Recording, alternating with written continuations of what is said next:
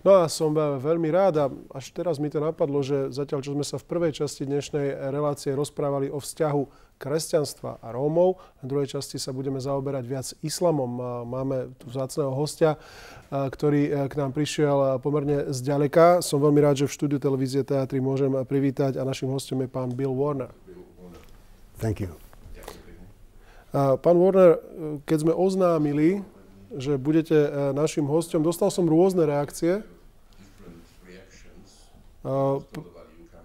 Prvou z nich je isté také rozčarovanie alebo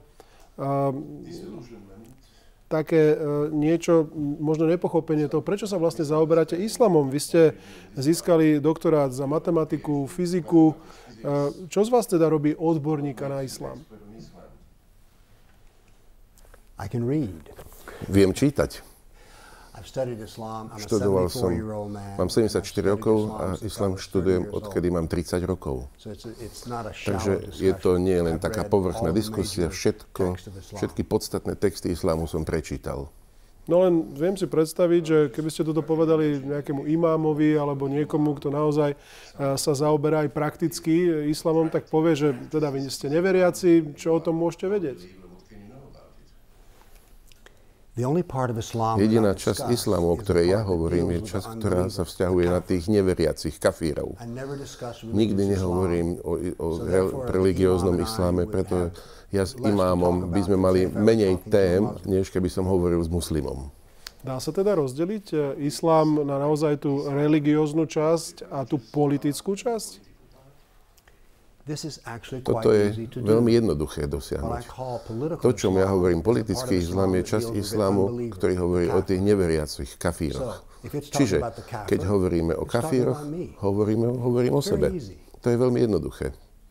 To znamená, to základné rozdelenie je z pohľadu veriaceho a z pohľadu, povedzme, neveriaceho, alebo toho, kto islám nepraktizuje. Ako nás, to znamená tých, ktorí islám nepraktizujeme, vnímajú tí, ktorí veria na Alláha a praktizujú islám? Toto je veľmi podrobne opísané v Koráne. Ako matematik rád meriam veci. 64% Koránu sa vzťahuje na kafírov, na tých neveriacich. A to je jediná časť Koránu, ktorá mňa zaujíma.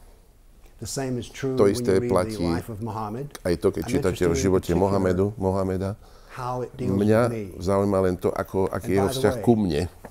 A okrem iného, toto je jeden z dôvodov, prečo porozumiem islamu, pretože som si prečítal jeho životopis, Sira.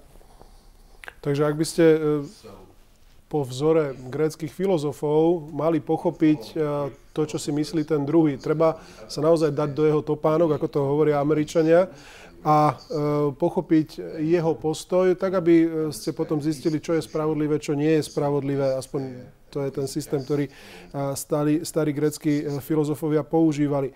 Ako by ste sa teda možno ako človek islamu pozerali na neveriaceho? Je to niečo, čo je možno z vyššej úrovne, to znamená smerom nadol? Je to niečo, čo ma bere mňa ako neveriaceho rovnoprávne, ako povedzme svojho brata, len inej viery, ako to možno robia budhisti alebo tie náboženstvá, ktoré sú zamerané na duchovno vo väčšej miere. Ako by ste to charakterizovali? Toto je veľmi zaujímavá otázka, pretože sú dva vzťahy sa opisujú. Na začiatku Mohamed mal také mäkké učenie v Mekke. Neskôr v Medíne mal také tvrdšie odkazy, učenie a musíme si vedieť, že ten vzťah medzi muslimom a kafírom je opísaný v Koráne v 12 veršoch, kde je úplne jasné, že muslim sa môže znieť muslimu k priateli, ako byť známy, ale nemôžu byť naozaj kamaráti, priatelia. Čiže ja tu nehovorím o muslimoch, lebo ja neviem, ako muslimovia vnímajú to ako jednotlivca. O čom ja hovorím, je tá doktrína, to, čo je na papieri, tie nápady, idei o mne. Takže keď sa ma opýtate, aby som sa vžil do situácie muslima, ja to naozaj nedokážem urobiť, pretože to je aspekt islámu, to modlenie sa, s čím ja nemám nič spoločné a ma to nezaujíma. Mňa to náboženstvo ma nezaujíma, len to, ako sa zachovávajú neveriaci kafírom. A to je to, čo hovorím politický islám. Čiže keď nehovorím veľa o náboženstve ako takom, ako islame, pretože to ma veľmi nezaujíma. A je teda rozdiel aj v tej časti, ktorá je religiózna. Veľa ľudskoprávnych aktivistov hovorí o tom, že islám je v podstate mierovým náboženstvom. A v tej druhej časti, ktorá je podľa vás teda politická, kde už máme aj sami isté skúsenosti historické, alebo aj zo súčasnosti, je v tom zásadný rozdiel?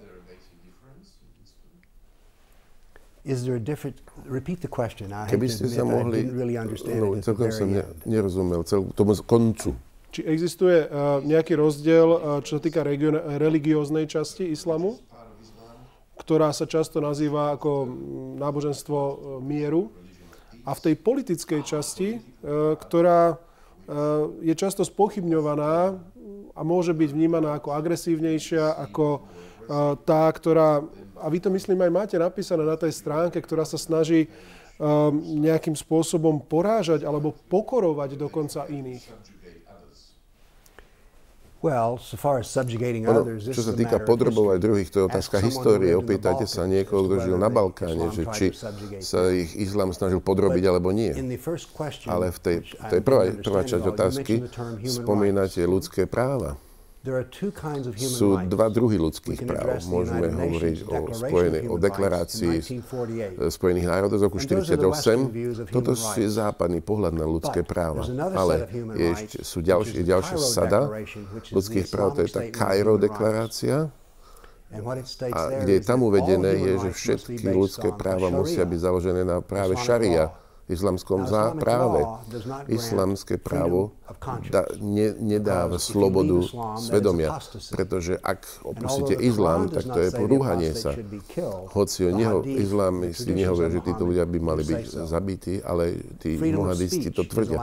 Sloboda slova je daná v OSN deklarácii, ale pod islamským právom nie je daná. A za to som tak známy, že ja som si zvolil hovoriť o isláme, ale islám tvrdí, že nemal by som mať to právo o tom hovoriť. Takže sú dve rôzne druhy deklarácií, takže musíme hovoriť o západnej forme ľudských práv, alebo tej islamskej forme ľudských práv.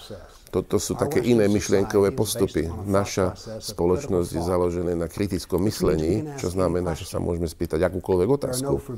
Nie sú zakázané otázky, hoci už začíname mať túto politickú korektnosť, ktorá to spochybňuje, ale v islame všetko musí byť v súlade s islame a s učením Mohameda. Čiže to je o mnoho menej slobody prejavu.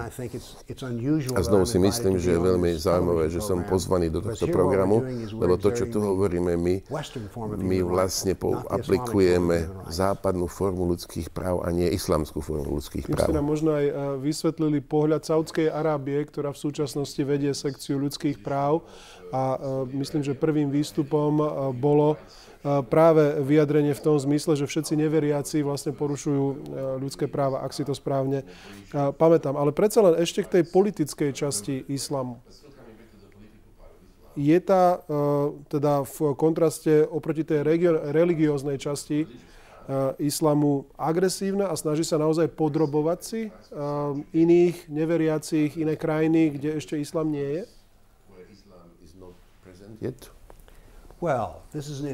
Toto je zaujímavá otázka. A ako vedec, ja som zaujímavý, mňa zaujíma matematická odpoveď. Robil som veľký rešerš, 548 bitiek, ktoré viedol islám proti klasickým civilizáciám na južnej Európe, v Španielsku. Viac než 200 vojen bolo len v Španielsku sa viedlo. Čiže keď hovorím o islame, koná agresívne, to sa vzťahuje na hinduistov, musíme pamätať na Afganistan, bol kedysi buddhistický. Pakistan bol hinduistický a táto invázia bola mečom. A zoznam týchto 548 bitiek vojen zostavili muslimovia. Oni sú veľmi hrdí na toto. Takže ja hovorím, že keď sa správajú agresívne, a znovu, keď sa vrátime k Balkánom, máme tu Viena, obliehanie Viedne, toto nie je novinka. Áno, to už je aj súčasť našej vlastnej histórie a samozrejme aj množstvo našich tradičných textov od našich velikánov, básnikov sa týka práve tých udalostí, ktoré ste práve teraz spomenuli. Myslíte si, že ak sa porovnajú tie, povedzme, naše systémy demokratické, povedzme, západného sveta, s tými, ktoré prevládajú v arabských krajinách, tam, kde existuje islám ako náboženstvo, sú kompatibilné? Je možné napríklad zaviesť nejaké princípy, ktoré uznáva islám aj v Európe, v Spojených štátoch amerických, v západnom svete? Let's examine a fact of history. Pozrime sa na históriu. Turecko bola kresťanská krajina kedysi. Dnes je to 99,7% muslimská. Severná Afrika bola kresťanská. Tuto už ťažko nájdete kresťana v Severnej Európe. Sú tam, ale sú veľmi dobre schovaní, lebo sa boja o život. Egypt bola kresťanská krajina. Sýria bola kresťanská krajina. Irak kresťanská krajina. Perzia bola na polovicu kresťanská. A dnes, ako vidíme v Iraku, je jedna z najväčších tragédií sveta. Tu hovoríme o emigrantoch, ktorí idú do Nemecka. Myslím, že by sme sa mali venovať od tých naozaj, čo naozaj trpia. A to sú tí kresťania v Iraku a v Sýrii. A tu máme historický príklad toho, ako islám spolu existoval a vždy, keď získal prevahu politickú v danej krajine, tá krajina sa stala totálne islamskou. A konec koncov Saudská Arábia bola taká pagánska krajina a dnes je 100% islám. Takže ak vás požiadam o konkrétnu odpoveď, sú tie dva systémy alebo svetonázory, dá sa tak povedať, kompatibilné? No, they're not compatible at all. Nie sú vôbec kompatibilné. Práve sme hovorili o tom, že akú definíciu v Amerike máme Bill of Rights, máme práve slobodu náboženského vyznania. Ako vieme, v Severnej Afrike tí boli kresťanskí. Ak títo po invázii islamu prestali byť kresťanskými, vidíme tu o tom, ako sa naozaj prejavila pravá politická doktrína. A Irán znamená podriadenie, že každý sa musí podriadiť. Je špeciálna politická kategória pre nemoslimov, ľudí, ktorí žijú v ich krajine, tí sa volajú dhimmi. To sú občania tretej triedy. Dhimmi by mohol byť ako opísaný ako otrok. Je ponižovaný, musí nosiť špeciálne oblečenie, musí platiť špeciálne dane. Takže ten politický systému je brutálny. Však pozrime sa dnes na islamský štát. Všetko, čo robia, sa dialo aj v časoch Mohameda. Takže tu vidíme príklad toho, ako politici sa správajú k minoritám. Dnes sme veľmi citliví na to, ako sa ľudia správajú k minoritám. Mali ste tu pána o rómskej otázke. Ale to, že ste ho tu mali, veľa som nerozumel z toho, ale máte nejakú senzitivitu. A to isté by sme mali prejaviť aj obetiam islámu. A poviem dokonca ešte aj to, že najväčšia tragédia ľudských práv dnes je to, ako islamisti zaobchádzajú s náboženskými minoritami. To znamená, ak správne rozumiem a čítam medzi riadkami to, čo vy vlastne robíte, a napríklad je známy váš výrok, že je dôležitejšie poznať Mohameda ako Korán, tak predpokladám, alebo vychádza mi z toho, že sa snažíte oddeliť to idealistické, čo je zrejme súčasťou každej viery a každého náboženstva, od toho praktického, čo to reálne potom znamená v skutočnom živote? Mňa zaujíma politický islám a preto ma zaujíma jeho politické dopady, ale aj ma zaujíma aj ideológia, ktorá to poháňa, čo je jedno z najzaujímavejších vecí, že viac než 1400 rokov sa nič nezmenilo. Prečo by sa to malo zmeniť? Poprvé, politická filozofia funguje a druhá vec, že Korán sa definuje ako perfektný, ideálny, večný a univerzálny. A prečo by niečo menil niečo, čo je univerzálne a keď to funguje, prečo by to menil? Takže zistujem, že keď chceme hovoriť o histórii islamu, musíme hovoriť o tej doktríne. To je to, že keď si nastavíme kurz lode na sever, to je tá konštantnosť islamu. Momentálne v islame, keď vidím správy a tú migráciu v Európe, vy musíte vedieť, to sa volá hijra, takáto emigrácia. Hijra je súčasťou džihádu. Vymýšľam si to. Toto je islamský kalendár, začína vtedy, keď Mohamed emigroval z Meky do Medíny. A to je pre nich tak dôležitý tento dátum, to je o tej migrácii. Islamský kalendár nezačína reveláciou alebo narodeninami Mohameda, ale začína vtedy, keď odišiel ako migrant do Medíny. A dôvod, prečo začínali čas tým dňom, je jednoduchý, že vtedy začal úspech. Keď Mohamed hlásal 13 rokov v Meke, mal 150 následovníkov. Odišiel do Medíny, kedy sa stal politikom a to je úplne všade, to je zapísané. A prvé, čo urobil v Medíne,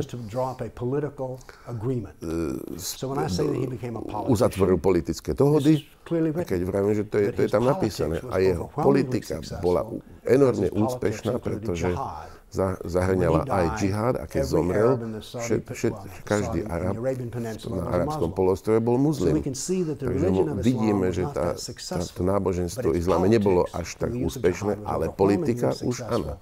A tento úspech začal vtedy, keď on emigroval z Meky do Medíny. Čiže dnes, keď hovoríte o emigrantoch, vidíte ľudí, ktorí trpia, oni hovoria, že toto sú ľudia, ktorí trpia, musíme sa o nich postarať a pomôcť. Ale má to aj politický rozmer a myslím, že to vidíme v tom, že niektorí z emigrantov, ktorí prichádzajú, nie sú len ochotní prijať charitu, ale domáhať sa. A to je ten ich spôsob šaria.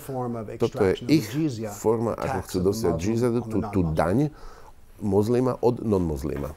To znamená, to všetko, čo sa v súčasnosti deje, môže mať aj naozaj tento náboženský podtón, istú víziu, ktorú oni si vedia prečítať vo svojich náboženských dokumentoch, že to tak má byť a že sem majú naozaj ísť a že to nie je len nutnosť utekať pred vojnovým konfliktom, pred istou hrozbou zabitia alebo zranenia z tej občianskej vojny, ktorá momentálne je v Sýrii. Je to ich vízia smerom do budúcnosti, že takto to bude a takto to má byť? V prvom rade chcem povedať, že ja nemôžem povedať, že čo si títo ľudia myslia. Tí, čo sa nazývajú muslimovia, to sú ľudské bytosti. Ja neviem, aké sú ich osobné príbehy, ale len hovorím, že z pohľadu politickej tradície migrácia je formou politického tlaku. Treba si pamätať, že islamský kalendár začína emigráciou Mohameda. Toto je to isté ako príbeh, keď sa narodil Kristus. Všetci vedia tento príbeh. A či konajú podľa toho, to ja neviem. Aj v Spojených štátoch žijú mnohí moslimovia, usadili sa tam, sú rešpektovaní, majú svoje vlastné komunity. Tieto tiež niečo, o čom ste hovorili pred malou chvíľou, to znamená súčasť džihádu až? Pamätajme, že po prvých 13 rokov nebol žiaden džihad, prvých 13 rokov Mohameda. Čiže ak títo muslimovia sú v Európe, možno, že sa vzťahujú na tú prvú časť Mohamedovho života, ale má to aj druhú fázu, ku ktorej môžu prejsť, ak si tak zvolia. Je to len ich etický výber, nie že to musia, ale že môžu. tú možnosť majú.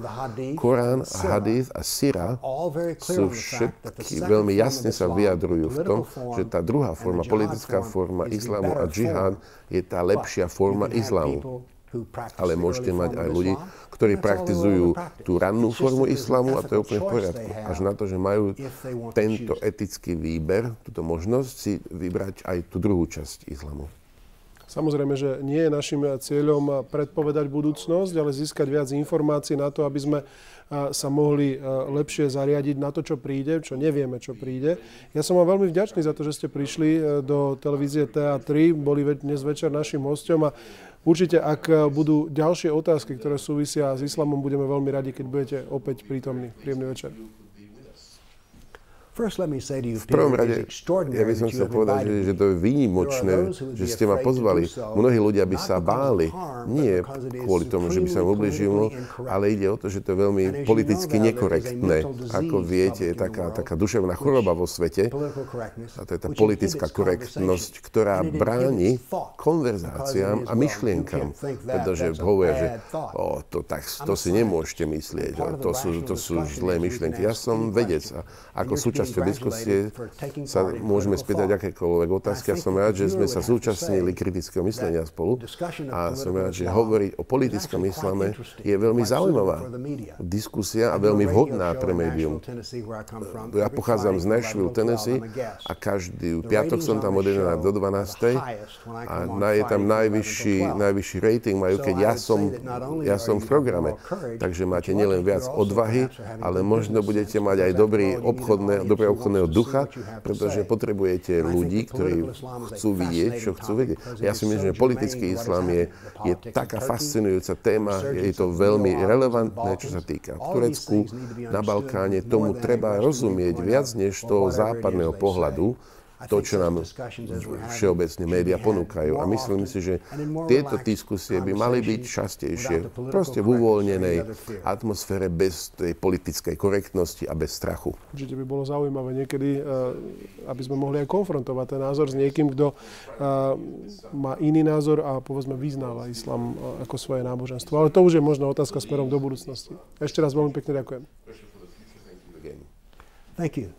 A ja ďakujem, veľmi úprimne ďakujem.